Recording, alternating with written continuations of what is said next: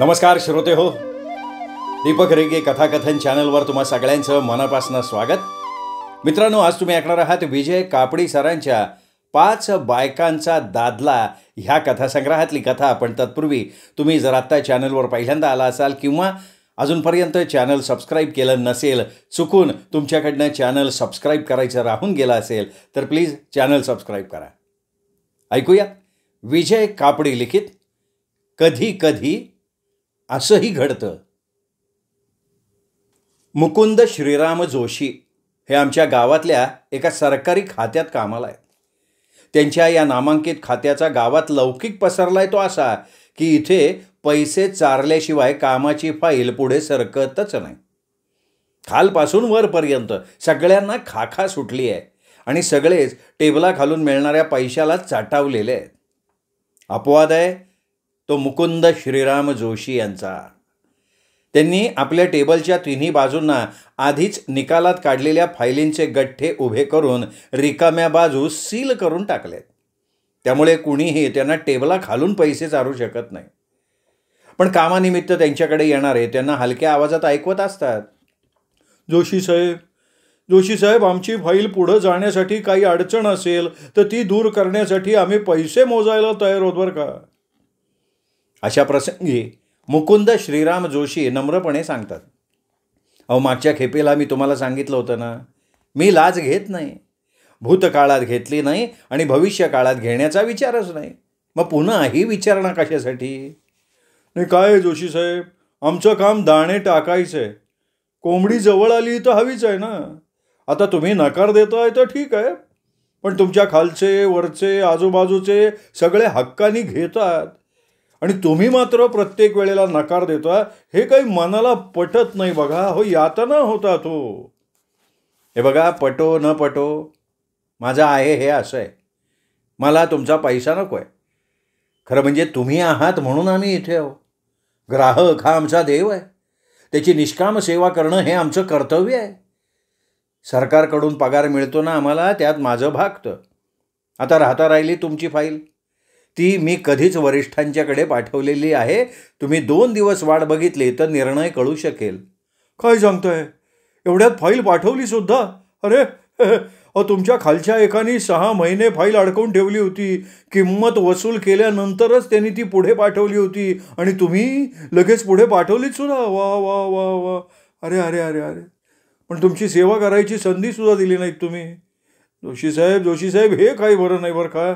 आता मला एवढंच सांगा, शिफारस केली आहे तुम्ही का नकार दिलाय? नाही, ते नाही सांगता येणार. ती माहिती गुप्त स्वरूपाची समजली जाते. ह्या क्षणी तुमची फाईल माझ्याजवळ नाही आहे. तस्मात तुम्ही जावं हे बरं, कारण तुमचा वेळ महत्त्वाचा आहे. तो वेळ माझ्यासमोर दवडू नका. काय, या आता. तर मुकुंद श्रीराम जोशी हे असे आहेत. कोणाकडूनही एका कपर्दिकाची अपेक्षा न ठेवता ते जनतेची सेवा करतात.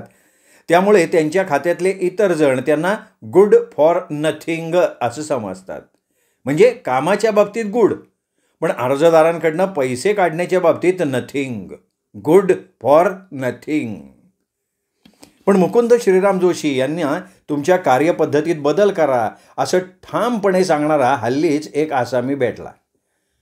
आपली फाईल दाबून ठेवलीत तर आपण आपल्या जवळची थैली मोकळी करायला तयार असल्याचं त्यांनी सुरुवातीला आडून सुचवलं. मुकुंद श्रीराम जोशी यांनी दाद दिली नाही. यास्तव 1,00,000 रुपये देऊ असा आकडा सांगून बघितला, पण मुकुंद श्रीराम जोशी ढिम्म. कुणाकडूनही कामाचे पैसे न घेण्याच्या आपल्या तत्वाशी ते चिकटून राहिले. मग त्या ग्रहस्थानं 1,00,000चे 1,50,000, 1,50,000चे 2, 2चे 2.5 असं करता करता 5,00,000 रुपयांचा डौलदार आकडा मुकुंद श्रीराम जोशींच्या पुढे उभा केला. पण मुकुंद श्रीराम जोशी मुळीच बदले नाहीत.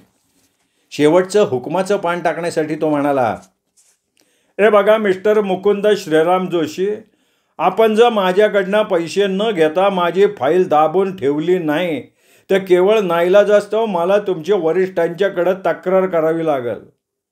काय तक्रार करणार? ते काय म्हणून? मुकुंद श्रीराम जोशी यांनी किंचित घाबरून विचारलं. नाही, तक्रार हीच का तुम्ही पैसे अजिबात खात नाही आणि त्याबद्दल वरिष्ठ तुमच्यावर रागावले आणि त्यांनी तुमचा वार्षिक गुप्त अहवालात शेरा मारला, तुमची यापुढची बदली अडवली, तर त्याबद्दल मला दोषी ठरवायचं नाही, लक्षात ठेवा. आता मात्र मुकुंद श्रीराम जोशी हादरले. त्यांची झोप उडाली. त्यांना अन्न गोड लागेल असं झालं. आता नेमकं करायचं काय? लाच घ्यायची का नेहमीप्रमाणे लाच न घेण्याच्या बाबतीत ठाम राहायचं? शेवटी खूप विचार करून त्यांनी एक निर्णय घेतला. भ्रष्टाचार निवारण खात्याच्या अधिकाऱ्याला भेटून लाच देऊ बघणाऱ्या त्या हरामखोराला रंगे हात पकडायचा. त्या माणसाचा कायमचा बंदोबस्तच करून टाकायचा. बस ठरलं. आणि मग अर्ध्या दिवसाची रजा मंजूर करून घेऊन सकाळी 10 वाजता ते भ्रष्टाचार निवारण खात्याच्या कचेरीत भिडले. भ्रष्टाचारासंबंधी तक्रार करायची आहे असं त्यांनी स्वागत कक्षाच्या महिलेला सांगताच तिने त्यांना ताकवले साहेबांची भेट घ्यायला सांगितली. पुढच्या 5-1 मिनिटात मुकुंद श्रीराम जोशी भ्रष्टाचार निवारण खात्याच्या उपप्रमुखांच्या समोर अवघडून बसले होते खुर्चीमध्ये. ताकवले साहेबांच्याकडे ते टकमक बघायला लागले. भ्रष्टाचार संबंधी तक्रार घेऊन येणाऱ्या संबंधी नेमकं काय करायचं हे ताकवले साहेबांना पाठ होतं. लाच घेऊ बघणाऱ्या काही सरकारी अधिकाऱ्यांना रंगे हात पकडण्यात त्यांना यश आलं होतं. त्यामुळे त्यांच्या चेहऱ्यावर एक प्रकारचा आत्मविश्वास घामासारखा निखळत होता. काय आहे? अशा अर्थानं त्यांनी मुकुंद श्रीराम जोशी यांच्याकडे बघत भुवई उंचावली. तेव्हा नमस्कार करून मुकुंद श्रीराम जोशी म्हणाले, सर, माझं नाव मुकुंद श्रीराम जोशी, सरकारी खात्याच्या मी अमुक तमुक विभागात नोकरीला आहे. काय सांगताय? तुम्ही सरकारी कर्मचारी? ताकवल्याने मध्येच त्यांना थांबवलं. खात्री करून घेतली. हो, मी सरकारी कर्मचारी आहे. माझ्याकडे जनता जनार्दनाची खूप कामं असतात आणि मी ती सगळी कामं प्रामाणिकपणे निभावून नेतो सुद्धा. माझ्याबद्दल कोणाचीच तक्रार नाही असं मी समजत होतो, पण एक गृहस्थ माझ्या कार्यपद्धतीवर नाखुश आहेत. वाटेल तेवढे पैसे घ्या, पण माझी फाईल दाबून ठेवा अशी त्यांची मागणी आहे. मी धुडकावून लावली ती. एक मिनिट मला नीट समजून घेऊन दे. मला काय लक्षात येणं नीट? तुम्हाला एक जण फाईल दाबून ठेवायला सांगतोय आणि त्याच्याबद्दल पैसे द्यायला बघतोय आणि तुम्ही त्याची मागणी धुडकावून लावताय. बरोबर आहे. सुरुवातीला तो म्हणाला 1 लाख रुपये देईन, पण मी साफ नकार ऐकल्यावर त्याचा काय गैरसमज झाला माहीत नाही, पण तो वेड्यासारखा रकमेत वाढ करायला लागला. मूळ रकमेत अर्ध्या लाखानं वाढवतच जातोय तो. सध्या तो मला देऊ बघत असलेल्या रकमेचा आकडा 5 लाखांवर पोहोचलाय. काय सांगताय? 5 लाख रुपये? ताकवले खुर्चीतल्या खुर्चीत उडाले. मुकुंद श्रीराम जोशी शांतपणे म्हणाले, हो, मी 5 लाख रुपये घ्यावेत म्हणून तर तो माझ्या अगदी खनपटीला बसलाय आणि मला ते नाही घ्यायचे, अजिबात घ्यायचे नाहीत. तो तुम्हाला 5 लाख रुपये देऊ बघतोय आणि तुम्ही ते घेणार नाही असं त्याला सांगितलंय. अहो, माझाही विश्वासच बसत नाही राव. मी स्वप्नात तर नाही ना? मला एक चिमटा घ्या बरं. मुकुंद श्रीराम जोशी यांनी ताकवल्यांना जोरदार चिमटा घेतला तेव्हा ते ओरडले, अरे होय की, किती मोठ्यांदा चिमटा काढतोय. बरं ते असो, मला सांगा तुम्ही स्वतः शुद्धीवर आहे का नशा पाणी करून आलाय? काय नशेत माणसं वाटेल ते बडबडतात हो, म्हणून विचारलं. नाही हो, नाही. नशा पाण्याला माझ्या उभ्या आयुष्यात जागा नाही. तुम्हाला सांगायला हरकत नाही, पण नशा काय असते हे सुद्धा मला ठाऊक नाही. अर्थात त्या वाचून माझं आडलं नाही बरं का काही. अरा मद्यपानाच्या नशेपासून तुम्ही स्वतःला वंचित ठेवलं याबद्दल गावातले अनेक गुत्तेवाले तुम्हाला माफ नाही करणार. बरं ते असो, पुढचं सांगा. अहो, आता त्यांनी ना माझ्या वरिष्ठांकडे धाव घेण्याचा पवित्रा घेतला आहे. किंचित राडक्या सुरात मुकुंद श्रीराम जोशी म्हणाले. वरिष्ठांकडं कशा पाय? डोळे वटारून ताकवल्याने विचारलं. अहो, तक्रार नोंदवायला, लाच घेत नसल्याची तक्रार. तुम्ही आमच्या वरिष्ठांना ओळखत नाही, फार खडूस आहेत ते. आमच्याकडे येणाऱ्या ग्राहकांकडनं आमच्याबद्दल तक्रार कधी येते याची ते वाट बघत असतात. आमच्या वार्षिक गुप्त अहवालावर वाईट शेरे मारून आम्हाला पुढच्या बढतीपासून वंचित करणे हा त्यांचा छंद आहे. अहो, त्या गृहस्थांनी माझी तक्रार केली ना तर माझा भविष्यकाळ अंधकारमय झाला म्हणून समजावं. त्यामुळे मला तुमची मदत हवी आहे सर. तुम्ही त्याला मला लाच देताना रंगे हात पकडलं नाही ना तर तो लवकर 5चे 10 लाख करायला मागे पुढे बघणार नाही. अहो, काय सांगताय काय? आश्चर्याचा आणखीन एक जबरदस्त धक्का बसल्याप्रमाणे ताकवल्याने विचारलं. हो ना, हो सर, तुम्ही त्याच्यावर कडक कारवाई करा. यांनी माझं जीणं हराम करून टाकलं. सारखे फोन करत असतो, प्रत्यक्ष भेटायला येतो. तो येताना दिसला ना की मी भयंकर अस्वस्थ होतो सर. माझी अस्वस्थता अशी वाढत गेली तर एक ना एक दिवस मी आजारानं त्रस्त होईन अशी भीती वाटायला लागली. आता तर सर सर तुम्ही त्याला अटक करा, मला वाचवा सर, प्लीज माझ्यासाठी एवढं करा. त्याला अटक करायची, तडकाफडकी अटक, ती का म्हणून? ताकवल्यांचं डोकंच चालेन असं झालं होतं. अहो असं काय करताय सर? आपल्या देशात लाच घेणं हा जसा गुन्हा आहे, तसंच लाच देणं हा सुद्धा दखलपात्र गुन्हा आहे. लाच घेणारा आणि देणारा दोघेही देशाचे गुन्हेगार आहेत. मला लाच देण्यासाठी तो पेटलाय, त्यामुळे त्याला रंगे हात पकडणं हे तुमच्या खात्याचं काम आहे. आता मात्र ताकवले चक्रावले. त्यांनी आजपर्यंत अनेक सरकारी कर्मचाऱ्यांना लाच घेताना सापळा रचून रंगे हात पकडलं होतं. पण जनतेतल्याच त्यांच्या एकूणच 30 वर्ष कारकिर्दीतली ही पहिलीच वेळ होती. त्यासाठी सावधानता बाळगणं आवश्यक होतं. उगाचच आपला एखादा सरकारी कर्मचारी म्हणतो म्हणून जनतेतल्या एकाला पकडण्यासाठी सापळा रचायला जाणं नाही म्हटलं तरी कठीण. मुकुंद श्रीराम जोशी या सरकारी तक्रारदाराप्रमाणे ते स्वतः सरकारी कर्मचारीच होते ना. सरकारी कार्यालयात एक नेहमी केलं जातं, आपण घेऊ बघत असलेला निर्णयासारखा एखादा निर्णय याआधी घेतलाय का हे बघायचं. त्यासंबंधीच्या फायली मागून घ्यायच्या, त्याचा सखोल अभ्यास करायचा. आता मुकुंद श्रीराम जोशी यांची तक्रार जगावेगळी होती. त्यांच्या सांगण्यानुसार कारवाई करायला जाण्यात तसा धोका होता. त्यासंबंधीचे सगळे कायदे कानून ठाऊक असणं आवश्यक होतं आणि त्यासाठी आपले सहाय्यक श्रीयुत दूधखुळे यांची मदत घेणं भाग होतं.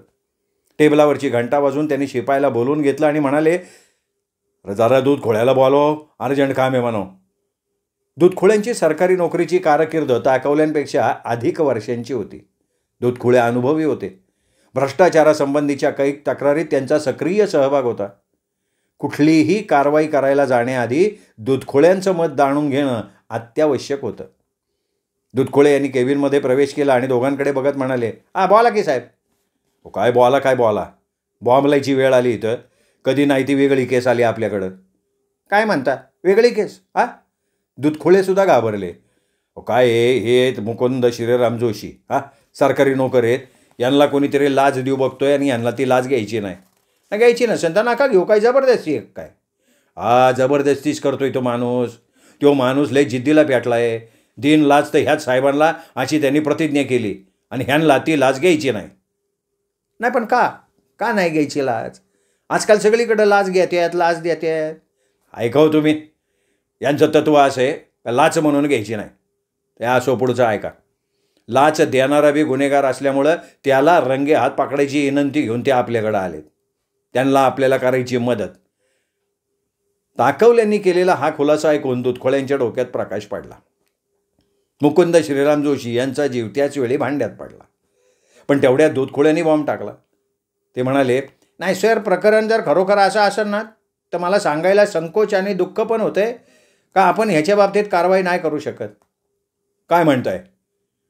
मुकुंद श्रीराम जोशींनी आश्चर्याने विचारलं. तेव्हा ताकवल्यांनी चेहऱ्यावर असे काही अचूक भाव आणून त्यांच्याकडे बघितलं की त्यांना जणू काही म्हणायचं होतं, मी मगापासून दुसरं काय सांगायला बघतोय. आता मात्र मुकुंद श्रीराम जोशी जास्त अस्वस्थ दिसायला लागले. ठाम सुरात म्हणाले, माझ्या माहितीप्रमाणे लाच घेणाऱ्याप्रमाणे लाच देणाराही दोषी समजला जातो. त्याला शिक्षा झालीच पाहिजे. त्याआधी त्याला रंगे हात पकडला पाहिजे आणि त्याकरता मी तुम्हाला सहकार्य करायला उभा ठाकलोय, तयार आहे. काय करणार आता तुम्ही? दूधखुळ्यांनी पुढे बोलूच न देता म्हटलं, नाही ते सगळं बरोबर आहे हो, पण प्रत्यक्षात आमच्याकडच्या केसेसमध्ये जो माणूस लाच घेऊ बघतो ना त्याच्या विरोध आम्ही सापळा लावतो, त्याला आम्ही रंगे हात पकडतो, पुढचा खटला बी चालवतो. लाच देणाऱ्याला पकडायची तुमची केस आहे ना, लय आगळी वेगळी आहे. आमच्याकडे याआधी अशा केसेस घडल्याच नाहीत. आणि एवढं सांगून ताकवल्यांकडे बघत दूधखुळे म्हणाले, काय सर, मला काय वाटतं आपण सविस्तर त्यांच्याकडनं माहिती घेऊ, आपल्या हेड ऑफिसकडं केस रेफर करू आणि त्यांना सांगू आम्हाला मार्गदर्शन करा. ताकवल्याने खुंट घट्ट करण्याआधी तो हलून बघता त्या थाटात दूधखुळ्यांना विचारलं, नाही पण तुम्ही पूर्ण विचारांती तुमचं मत द्यात आहे ना.